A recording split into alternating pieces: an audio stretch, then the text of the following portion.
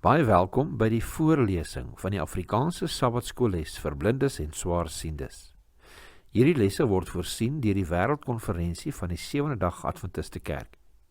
Die voorlesing van die les word aan u gebring deur SSL in samewerking met Adventiste Wêreldradio Afrikaans en word voorgeles deur Marlena Nel.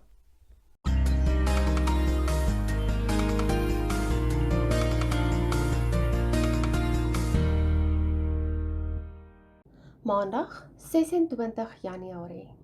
Lig in 'n donker wêreld. Kom ons open met gebed. Liewe Heer, ons dank U, ons loof U en ons prys U dat U ons nog 'n dag geskenk het, liewe Vader. Nie net dit nie, maar ook nog 'n studie. Liewe Heer, seën asseblief hierdie studie en laat U lig hierdeur skyn. Ons vra dit in Jesus naam alleen. Amen. In Filippense 2 vers 14 spoor Paulus die Filippense aan om alles te doen sonder murmurering en teespraak. Die uitdagings om kerkeenheid te handhaaf is so ernstig dat dit nie sonder beduidende inspanning van ons kant af in stand gehou kan word nie. Eenheid binne die kerk is 'n neeweproduk van ons eenheid met Christus en gehoorsaamheid aan sy woord. En dit is deurslaggewend vir ons getuienis, soos wat Paulus verder aandui en ons bemoedig in Filippense 2 vers 15 om soos ligte in die wêreld te skyn. Op 'n maanlose nag, weg van die glans van die stede en die straatligte, kan daar meer sterre gesien word, wat dan lyk asof dit helderder skyn. Dit is die kontras wat die verskil teweegbring. Hoe donkerder die uitspansel, hoe meer duideliker skyn die sterre. Dieselfde gebeur met ons getuienisse. Hoe groter die morele verval rondom ons, hoe groter is die kontras tussen die lewens van God se ware volgelinge en die wêreldlinge sin. Hoe belangrik is dit dan nie om nie toe te laat dat die valse ligte van wêreldse idees, druk en gebruike ons getuienisse laat vervaag of totaal laat verdwyn nie. Lees Filippense 2 vers 15 en 16. Hoe beskryf Paulus wat ons as kinders van God moet wees en moet doen? Filippense 2 vers 15 en 16 lees soos volg. Sodat julle onberispelik en opreg kan wees, kinders van God sonder gebrek, te midde van 'n krom en verdraaide geslag onder wie julle skyn soos ligte in die wêreld. Deurdat julle die woord van die lewe vashou, my tot 'n roem teen die dag van Christus, dat ek nie verniet geloop of verniet gearbei het nie. Filippense 2 vers 15 en 16. Rein beteken sonder oortreding of sonder skuld. Dit word veral vir Job en sy vlekkelose karakter gebruik. Job 1 vers 1 en 8 lees vir ons. Daar is 'n man in die land is, wie se naam was Job, en die man was vroom en opreg en godsvreesend en een wat afgewyk het van die kwaad. En die Here vra vir Satan, het jy ag gegee op my knegt Job? Want daar is niemand op die aarde soos hy nie, 'n man vroom en opreg, godsvreesend en wat afwyk van die kwaad.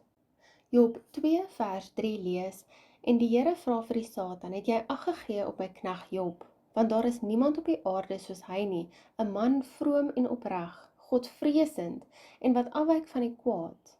En hy volhard nog in sy vroomheid, alhoewel jy my teen hom opgehits het om hom te vernietig sonder oorsaak.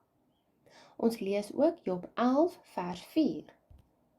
En sê, suiwer is my leer en rein is ek in u oë. Ons lees ook Job 33 vers 9. Rein is ek, sonder oortreding, suiwer is ek, en daar is geen skuld by my nie. Die Griekse woord wat as onskadelik vertaal word, beteken letterlik suiwer en rein. Jesus, met die oog op die venynige aanvalle wat sy getuies waarskynlik te beurt sou val, moedig ons aan in Matteus 10 vers 16 om opreg soos die duiwe op te tree.